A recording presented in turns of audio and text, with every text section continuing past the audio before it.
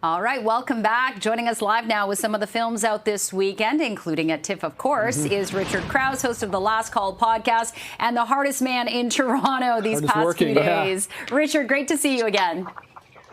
Thanks for having me. Caffeine's a wonderful drug, isn't it, Richard? It sure is. There's not enough caffeine in the world, though, to make me feel normal today. No kidding. Well, listen, TIFF is almost over. You've done remarkable work there, but you were putting you to work this morning talking about what's out now. And Spinal Tap 2, how many years later? But the end continues. It's 41 years later. They've come back with, I think, a brilliant title, Spinal Tap 2, The End Continues, which I think is such a Spinal Tap kind of title. And essentially, the idea of putting them back together is that you've got the three core members of the band. They're estranged. They haven't spoken with one another in 15 years, but contractually they have to do one last gig. So they get together to do a gig in New Orleans. And you've got Rob Reiner back as the director of the documentary within the film, who is just going to catch us up. What have the guys been doing in the last 15 years? Will they get along? They talk to some of their famous fans like Elton John and Paul McCartney, who don't just have cameos. They're actually like a real part of the story here, both of them. It is a chance to kind of relive the glories of the original Spinal Tap. But you have to keep in mind that original Spinal Tap was one of the first mockumentaries. So it paved the way for The Office and Waiting for Guffman and all sorts of films that came after it of that certain style and television shows.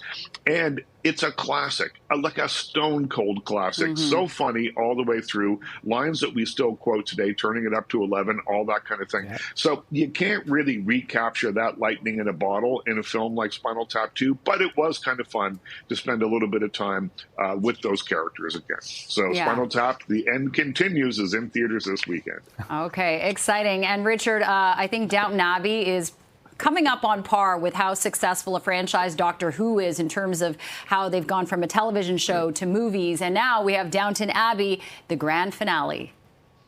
Yep, the end continues for Downton Abbey as well. And they say this will be the last movie, although I bet you they'll squeeze one more bit of juice out of this lemon before it's all said and done. This is for fans. This is for fans who want to spend a bit more time padding around one of the most famous homes in England, Downton Abbey, spending some time with these characters, going upstairs and downstairs to the servants' quarters. It's a really interesting movie in the sense that it makes an effort to tie up all the little loose ends and to sort of pave the way for another generation. It's set in 1930, lots of changes happening at Downton Abbey and in the world, and the movie addresses them, but mostly it's a time that you get to spend with characters, if you were a fan, to just have a bit more fun with them. It's a melodrama, but it's a melodrama that looks pretty good, dressed up in a top hat and tails. Downton Abbey, the grand finale, in theaters now. Speaking of characters, remember Winning or Tiger Blood? Well, a.k.a. Charlie Sheen, a documentary looking at the life of none other than Charlie Sheen, Richard.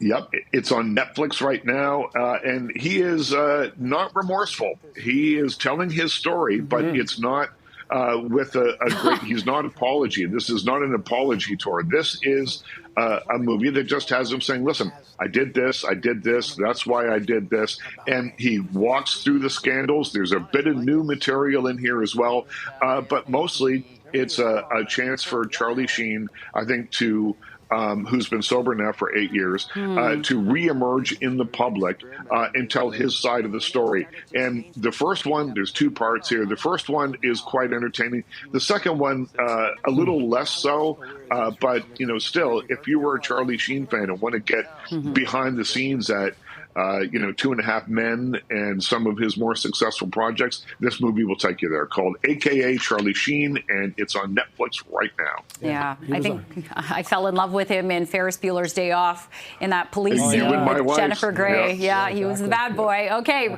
Richard Crouse, thanks so much for that. Have a great weekend. Get some rest. Thank you, Richard. I will. Thank you so much.